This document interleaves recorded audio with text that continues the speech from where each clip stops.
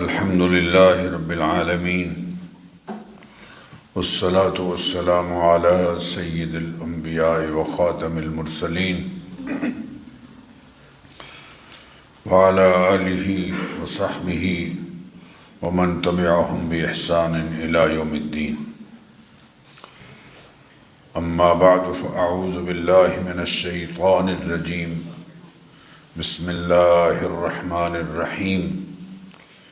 يا أيها الذين آمنوا كونوا قوامين بالقسط شهداء لله ولو على أنفسكم أو الوالدين والأقربين. الآية.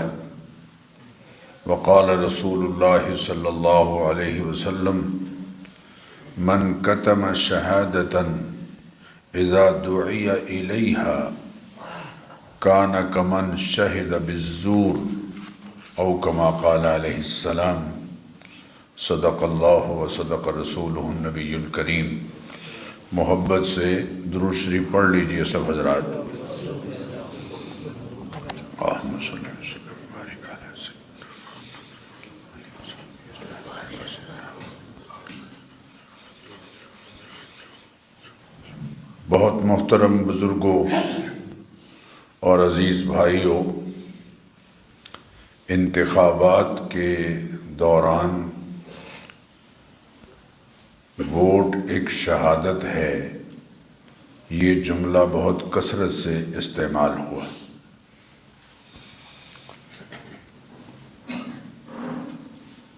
میں نے یہ چاہا کہ شہادت یعنی گواہی کے بارے میں اسلامی تعلیمات کیا ہیں ان کا ذکر ہو جائے، اگرچہ انتخابات ہو چکے ہیں. کسی بھی معاشرے میں پائی جانے والی بے چینی کا ایک بڑا سبب معاشرے کے افراد کو انصاف کا نہ ملنا ہے.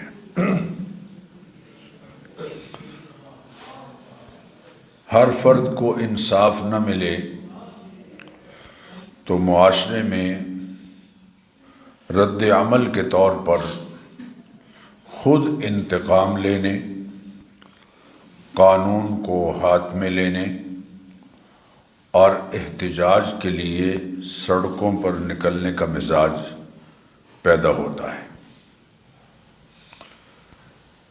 معاشرتی امن و امان برقرار رکھنے کے لیے نظام عدل و انصاف کا قیام ہمارے دین کی بنیادی تعلیمات میں سے ہے. اللہ تعالیٰ نے قرآن کریم میں انبیاء علیہم الصلاۃ والتسلیمات کی بعثت کا ایک نمایاں مقصد بیان کرتے ہوئے ارشاد فرمایا: لقد ارسلنا رسلنا بالبینات. ہم نے رسولوں کو واضح دلائل دے کر بھیجا. وانزلنا معهم الکتاب والمیزان. اور ہم نے ان کے ساتھ کتاب اتاری، زندگی گزارنے کا نظام انہیں دیا. لیقوم الناس بالقسط. تاکہ انسان عدل و انصاف کو قائم کرے. لیقوم الناس بالقسط. نبی کریم علیہ الصلاۃ والتسلیمات سے اللہ تعالیٰ نے کہلوایا، سورہ شورى میں ہے: وَأُمِرْتُ. مجھے اس بات کا حکم دیا گیا ہے لِأَعْدِلَ بَيْنَكُمْ، کہ میں تمہارے درمیان عدل کروں. جس کا جو حق ہے اس کے طلب کیے بغیر اس کو دے دینا، یہ عدل کہلاتا ہے. قرآن کریم نے صراط مستقیم کے 10 بنیادی اصول سورہ انعام میں بیان فرمائے ہیں. سورہ انعام کی آیت نمبر 152 میں سارے انسانوں سے کہا وَإِذَا قُلْتُمْ فَعْدِلُوا وَلَوْ كَانَ ذَا قُرْبَىٰ، جب بات کرو تو انصاف کرو اگرچہ دوسری جانب رشتہ داری کیوں نہ ہو۔ سورہ نساء کی آیت نمبر 57 میں ہے وَإِذَا حَكَمْتُمْ بَيْنَ النَّاسِ أَن تَحْكُمُوا بِالْعَدْلِ، جب لوگوں کے درمیان فیصلہ کرو تو عدل پر مبنی فیصلہ کرو۔ ان اللہ نعم ما یعظکم بہ، اللہ تعالیٰ بہت عمدہ تاکیدی حکم دیتا ہے، واعظ کرتا ہے، حکم دیتا ہے، نصیحت کرتا ہے تمہیں۔ ان اللہ کان سمیعا بصیرا۔ بلکہ سورہ مائدہ کی آیت نمبر 8 میں صاحبان ایمان سے خطاب کرتے ہوئے فرمایا لا یجرمنکم شنآن قوم علی الا تعدلوا، کسی قوم کی دشمنی تمہیں اس بات پر آمادہ نہ کرے کہ تم انصاف کا دامن چھوڑ دو، عدل کا دامن چھوڑ دو۔ اعدلوا هو اقرب للتقوی، دشمن ہی کیوں نہ ہو پھر بھی تم نے عدل کرنا ہے، انصاف کرنا ہے، یہی تقوی کے زیادہ قریب ہے۔ سورہ نساء کی آیت نمبر 135 میں جو میں نے شروع میں آیت پڑھی ہے اس کی مناسبت سے ارشاد فرمایا کہ خواہش نفس سے بالا تر ہو کر چاہت دل کی کچھ اور ہے، لیکن انصاف کسی اور چیز کا تقاضا کرتا ہے، تو خواہش نفس سے بالا تر ہو کر انصاف کا تذکرہ کرتے ہوئے ان الفاظ میں فرمایا فَلَا تَتَّبِعُوا الْهَوَىٰ أَن تَعْدِلُوا، دیکھو عدل کرنے میں، انصاف کرنے میں اپنے جی کی چاہت کا لحاظ مت کرو۔ وَإِن تَلْوُوا وَتُعْرِضُوا، اگر تم نے لگی لپٹی بات کی یا انصاف سے اعراض کیا اور بالکل پہلو تہی کی فَإِنَّ اللَّهَ كَانَ بِمَا تَعْمَلُونَ خَبِيرًا، تو اچھی طرح سے جان لو کہ جو کچھ تم کر رہے ہو اللہ تعالیٰ کو اس کی پوری خبر ہے۔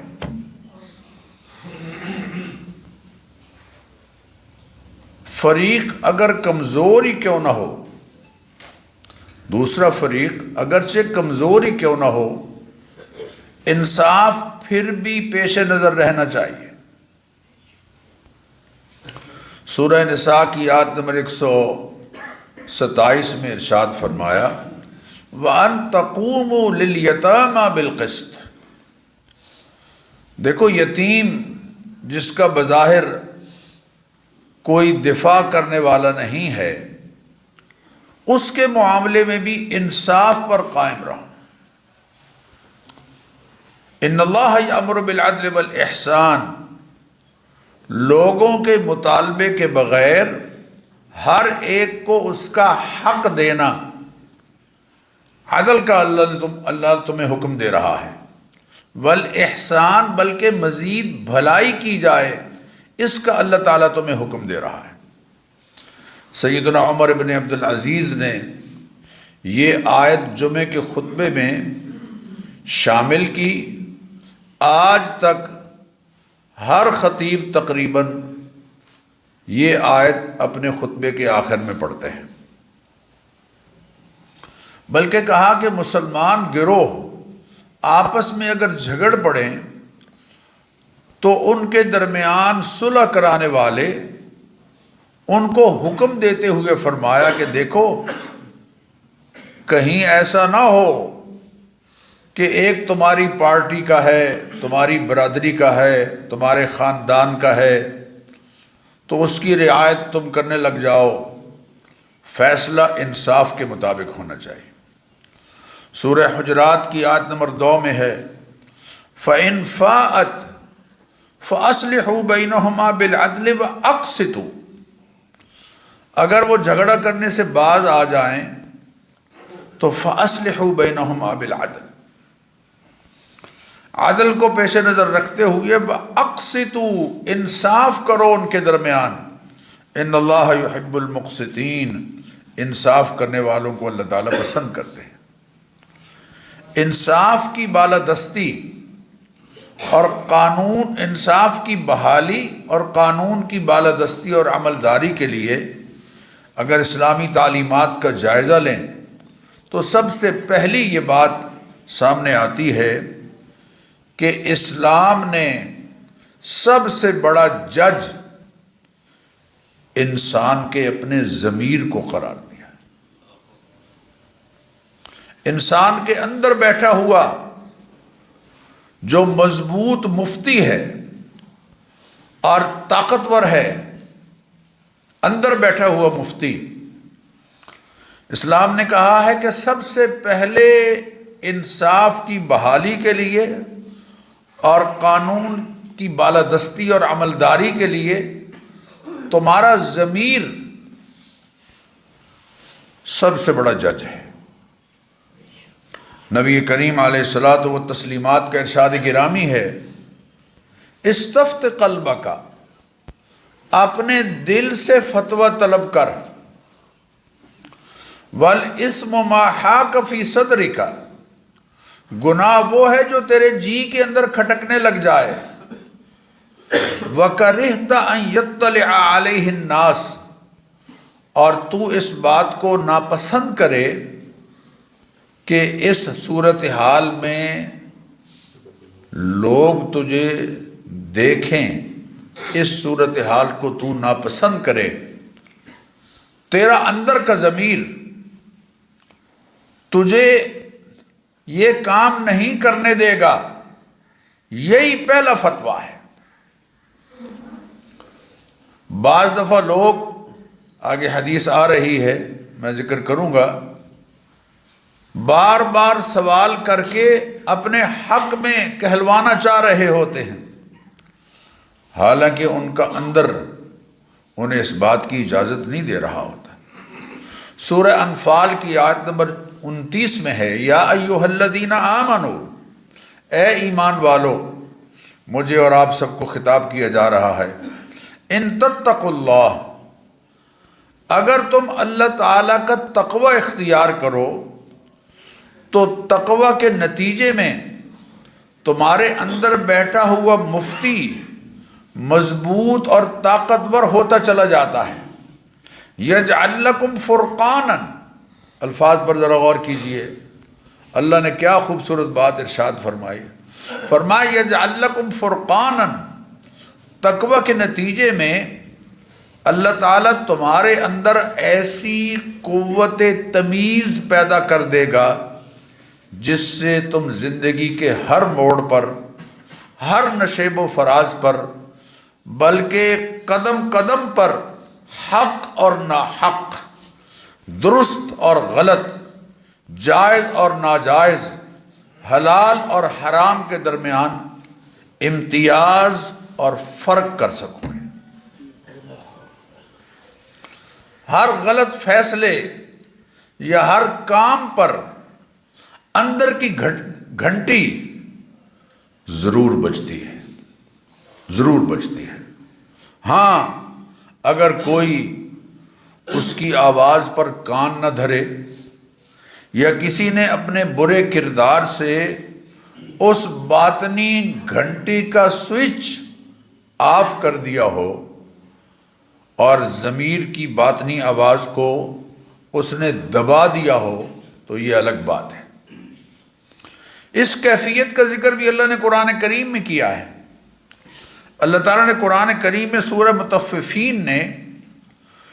مطففین کی آیت نمبر 14 میں انسانی ضمیر کی اس حالت کا ذکر حضرات ان الفاظ میں کیا ہے، کلا بل ران علی قلوبہم ما کانوا یکسبون، جرائم پیشہ ہونے کی وجہ سے اور مسلسل برے اعمال کرتے رہنے کی وجہ سے ان کے دل مردہ ہو گئے،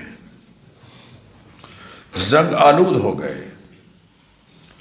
بہرحال انصاف کے قیام کے لیے پہلا قدم تو یہ ہے کہ فریقین اپنے اپنے ضمیر کی آواز پر کان دھریں اور باطنی مفتی کی آواز پر لبیک کہتے ہوئے حق کو حقدار کے سپرد کر دیں،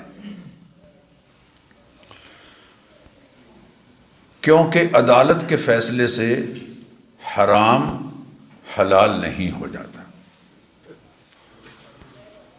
اور وہ وکلاء جن کو پتہ ہے کہ میرا موکل غلط ہے لیکن اس کے باوجود اس کا دفاع کر کے روزی کماتے ہیں، انہیں اپنی روزی کے بارے میں سوچنا چاہیے کہ وہ حلال نہیں حرام کر رہے ہیں۔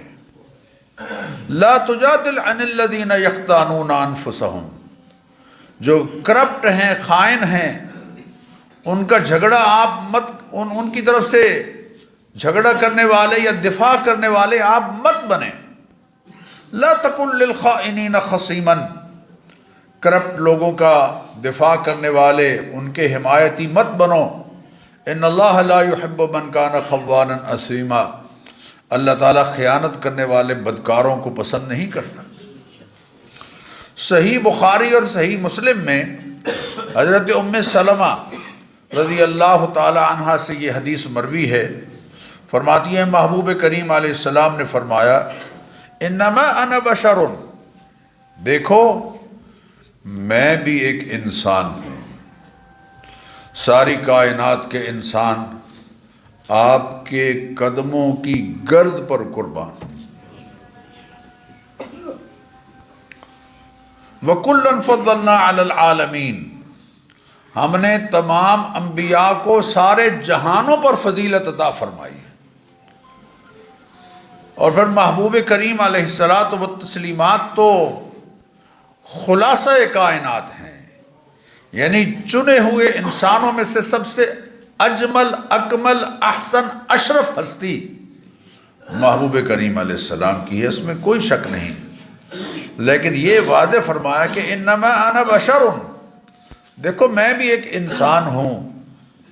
وَإِنَّهُ يَأْتِينِي الْخَصَمُ، لوگ میرے پاس اپنے مقدمات لے کر آتے ہیں۔ فَلَعَلَّ بَعْضُكُمْ أَن يَكُونَ أَبْلَغَ مِن بَعْضٍ، ممکن ہے تم میں سے بعض لوگ اپنی بات کو زیادہ اچھے طریقے سے پیش کر سکتے ہوں۔ فَأَحْسِبُ أَنَّهُ صَدَقَ، اور میں یہ خیال کروں کہ انہوں نے سچ کہا ہے۔ بات جب بیان کرتے ہیں اور واقعی یہ فریق جو ہے وہ حق پر ہے، فَأَقْضِي لَهُ بِذَلِكَ، جس کی وجہ سے میں اس کے حق میں فیصلہ دے دوں۔ فَمَنْ قَضَيْتُ لَهُ بِذَلِكَ بِحَقِّ مُسْلِمٍ، تو جس شخص کو میں اس کی طلاقت لسانی کی وجہ سے کسی دوسرے مسلمان کا حق دے دوں، تو آگے جملہ سنیے اللہ کے حبیب صلی اللہ علیہ وسلم کا صحیح بخاری میں ہے، فَإِنَّمَا هِيَ قِطْعَةٌ مِّنَ النَّارِ، پھر بھی یہ آگ کا ایک ٹکڑا ہوگا۔ فَلْيَأْخُذْهَا أَوْ لِيَتْرُكْهَا، اب وہ چاہے تو اسے لے لے یا اپنے ضمیر کی آواز کے مطابق اسے چھوڑ دے۔ فَإِنَّمَا هِيَ قِطْعَةٌ مِّنَ النَّارِ، تو در حقیقت جہنم کی آگ کا وہ ایک ٹکڑا ہے۔ اسی بات کو ایک اور روایت میں ان الفاظ میں بیان کیا گیا، انما انا بشر وانکم تختصمون الی ولعل بعضکم ان یکون الحن بحجته من بعض فاقضی بنعم ما اسمع فمن قضیت له من حق اخیہ فلا یاخذہ۔ دیکھو مقدمات تم میرے پاس لاتے ہو اور ہو سکتا ہے کہ کوئی آدمی اپنی دلیل کی مضبوطی کی وجہ سے دوسرے کے خلاف بات پیش کرے اور میں جیسے میں نے سنا ہے اس کے مطابق فیصلہ کر دوں، تو اپنے بھائی کا حق اگر اس نے اپنی بات کے ذریعے سے دبایا ہے تو اور فیصلہ اس کے حق میں ہو گیا ہے، پھر بھی وہ اسے مت لے، اس لیے کہ یہ جہنم کی آگ کے ٹکڑوں میں سے ایک ٹکڑا ہے۔ تو عدالت کے حلال قرار دے دینے سے یا درست قرار دے دینے سے بات درست نہیں ہوتی، بات درست وہی ہوتی ہے جو حقیقت ہے۔ سورہ بقرہ کی آیت نمبر 188 میں اسی بات کو اللہ تعالیٰ نے ان الفاظ میں بیان فرمایا، لا تاکلوا اموالکم بینکم بالباطل، دیکھو آپس میں ایک دوسرے کے مال ناحق طریقے سے مت کھاؤ، وتدلوا بها الی الحکام، تم بطور رشوت حکام کو دے کر اپنے حق میں فیصلے نہ کراؤ، لتاکلوا اموال الناس بالاسم، تاکہ لوگوں کے مالوں کا کچھ طریقہ ناجائز طریقے سے کھاؤ، وانتم تعلمون، حالانکہ تمہیں پتہ ہے کہ یہ تمہارا حق نہیں ہے۔ عدالت کے فیصلے کسی حرام کو حلال نہیں قرار دے دیتے۔ میرے بزرگوں اور دوستو، انصاف کے قیام کی دوسری صورت یہ ہے کہ فریقین اپنے جھگڑے برادری کے بڑوں یا محلے کی سطح پر قائم مصالحتی کمیٹیوں کے سامنے پیش کر کے معاملات کو نپٹا لیں۔ عدالتی جھمیلوں میں پڑنے کی بجائے مقامی سطح پر قائم موجود ثالثی مصالحتی کمیٹیوں جیسے انجمن تاجران ہے، یونین ہیں تاجران کی، یا علاقائی انجمنوں سے یا اپنے بڑوں سے فیصلے کروائیں۔ سورہ حجرات میں یہی تعلیم دی گئی، وَإِن طَائِفَتَانِ مِنَ الْمُؤْمِنِينَ اقْتَتَلُوا فَأَصْلِحُوا بَيْنَهُمَا، دیکھو مسلمانوں کی دو جماعتیں آپس میں لڑ پڑیں تو پہلے مرحلے میں حکم یہ ہے کہ فَأَصْلِحُوا بَيْنَهُمَا، ان کے درمیان صلح کراؤ، صلح کراؤ۔ گویا محلے کے بڑے، برادری کے بڑے، بلکہ برادری کے بڑوں کا ذکر اللہ نے سورہ نساء میں فرمایا میاں بیوی کے درمیان جھگڑا اگر ہو جائے، ان خفتم شقاق بینہما، اگر تمہیں میاں بیوی کے گھریلو حالات بگڑنے کا اندیشہ ہو تو اس صورت میں فبعثوا حکما من اہلہ وحکما من اہلہا، تو دو منصف مقرر کرو، ایک مرد کے خاندان کے محترم قابل احترام بزرگ حکم من اہلی، ادھر سے ایک صاحب ہوں، وحکم من اہلہا، اور دوسرے عورت کے رشتہ داروں میں سے اصلاح پسند اور صلح جو قسم کے معزز بزرگ ہوں، صلح جو قسم کے معزز بزرگ۔ ان یریدا اصلاحا یوفق اللہ بینہما، سبحان اللہ، اگر ان دونوں کا ارادہ میاں بیوی کے درمیان اصلاح کرنے کا ہو تو اللہ تعالیٰ ایسے حالات پیدا کر دے گا جن سے موافقت اور صلح کی کوئی نہ کوئی صورت نکل آئے گی۔ اللہ قرآن کریم میں فرما رہے ہیں، یعنی معاملہ عدالت کی بجائے گھر اور مقامی سطح پر ہی ٹھیک ہو جائے گا۔ یہ ہمارے معاشرے میں آہستہ آہستہ ختم ہوتی جا رہی ہے بات، اور یہی وجہ ہے کہ طلاق کا ریٹ معاشرے میں بڑھ رہا ہے، تناسب بڑھ رہا ہے، کیونکہ بڑے درمیان میں ڈالے ہی نہیں جا رہے۔ اول یہ کہ بڑا کسی کو سمجھا ہی نہیں جا رہا، دکھ کی بات ہے۔ قیام انصاف کی تیسری صورت یہ ہے کہ دونوں فریق اپنا معاملہ عدالت میں لے جائیں۔ عدالت میں فیصلے کے لیے قاضی یا جج کو 4 میں سے 1 یا تمام ثبوت سامنے رکھنے ہوں گے۔ 4 باتیں جج کے لیے، یا چاروں میں سے کوئی ایک یا تمام چاروں کی چاروں سامنے رکھنے ہوں گے۔ یہ ثبوت وہی ہیں، یہ ثبوت ہی وہ وسائل ہیں جن کے ذریعے مقدمے کا فیصلہ ممکن ہوتا ہے۔ ثبوت میرے بزرگوں اور دوستوں 4 طرح کے ہیں جن سے جج یا فیصلہ کرنے والا لوگوں کے حقوق کا تحفظ اور فیصلہ کرتا ہے۔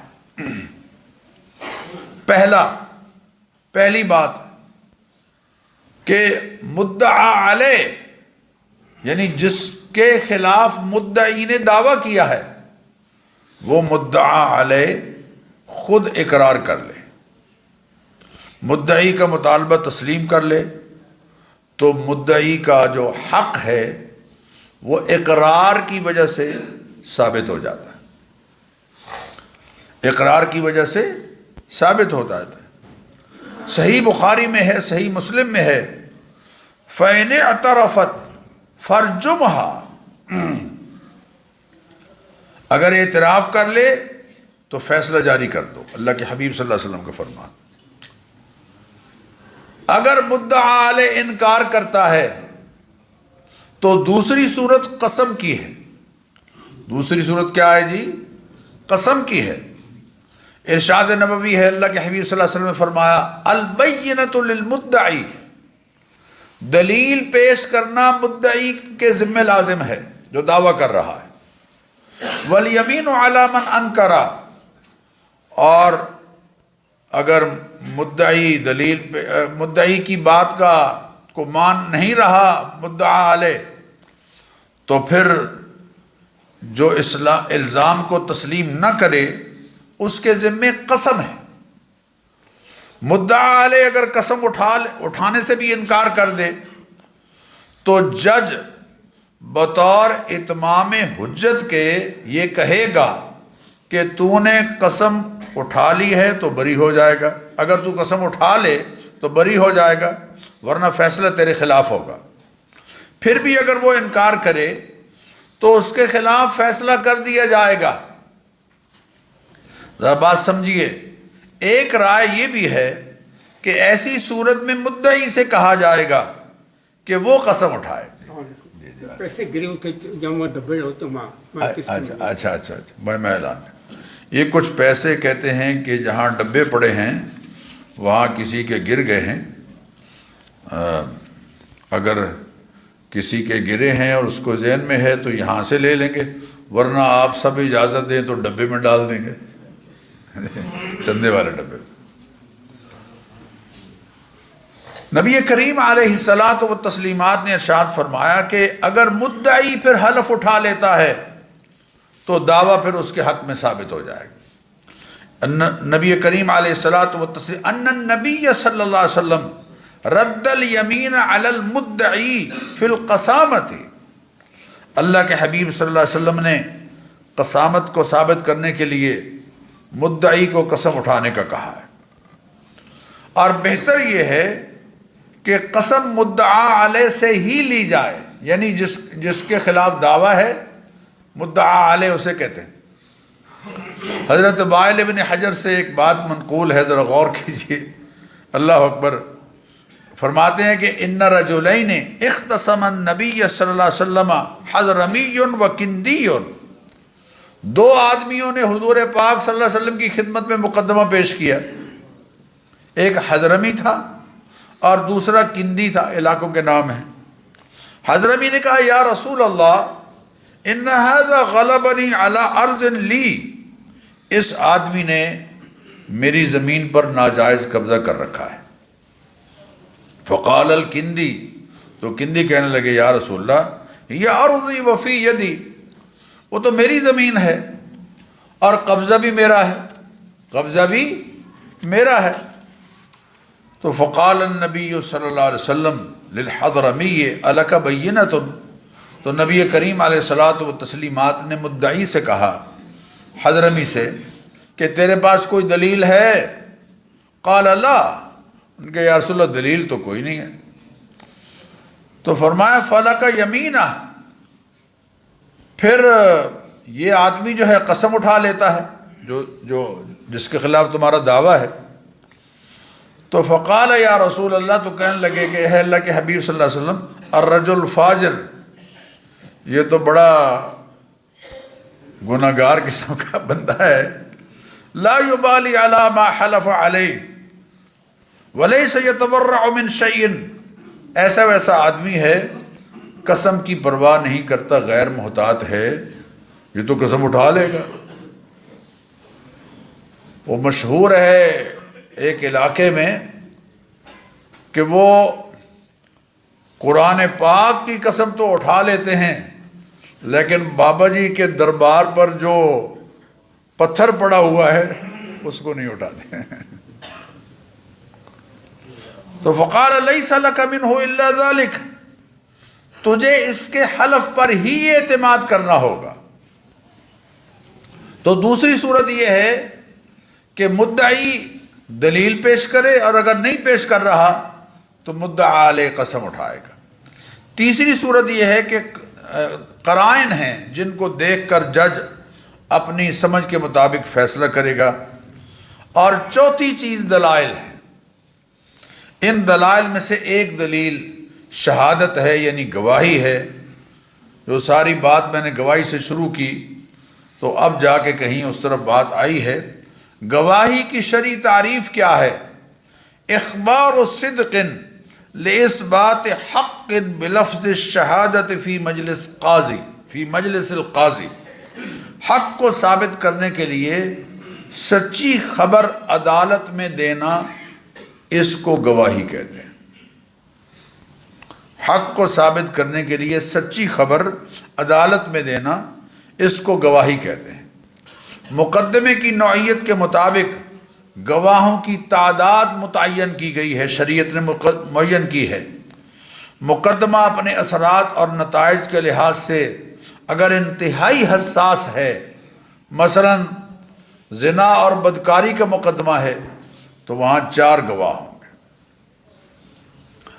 اور اگر دوسرے مقدمات ہیں، نکاح ہے، خرید و فروخت ہے، اور دوسرے معاملات ہیں، تو ان میں 2 عاقل بالغ مرد ہوں گے، یا 1 مرد اور 2 عورتیں۔ سورہ بقرہ کی آیت نمبر 282 میں ہے وَاسْتَشْهِدُوا شَهِيدَيْنِ مِن رِّجَالِكُمْ فَإِن لَّمْ يَكُونَا رَجُلَيْنِ فَرَجُلٌ وَامْرَأَتَانِ۔ البتہ بعض صورتوں میں ذرا غور کیجئے، اگر گواہ طلب کرو 2 مرد، اور اگر 2 مرد نہ ہوں تو 1 مرد 2 عورتیں۔ ہاں، بعض صورتوں میں اکیلی عورت کی گواہی سے بھی بات ثابت ہو جائے گی۔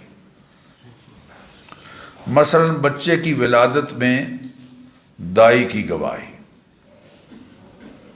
کہ بچہ اس خاتون کے ہاں پیدا ہوا ہے، یا گائنی کے امراض میں، یا عورت کے جو مخفی امور ہیں ان میں فنی شہادت ایک عورت کی ہی تسلیم کر لی جائے۔ گواہ کے لیے کچھ شرائط ہیں جو میں اور آپ گواہی دے کے آئے ہیں، ذرا اس پر غور کیجیے۔ پہلی شرط یہ ہے کہ گواہی محض اللہ کی رضا کے لیے دی جائے۔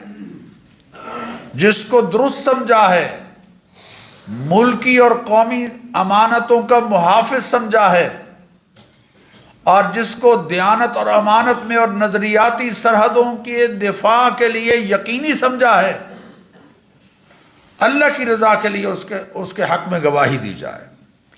کوئی مالی یا شخصی یا دوسرا فائدہ حاصل کرنا مقصود نہ ہو۔ سورہ طلاق میں ہے وَأَقِیمُوا الشَّهَادَةَ لِلَّهِ، اے گواہ بننے والو، گواہی ٹھیک ٹھیک اللہ کے لیے دو، اور گواہ عدل و انصاف کی اہمیت کو سمجھتے ہوں۔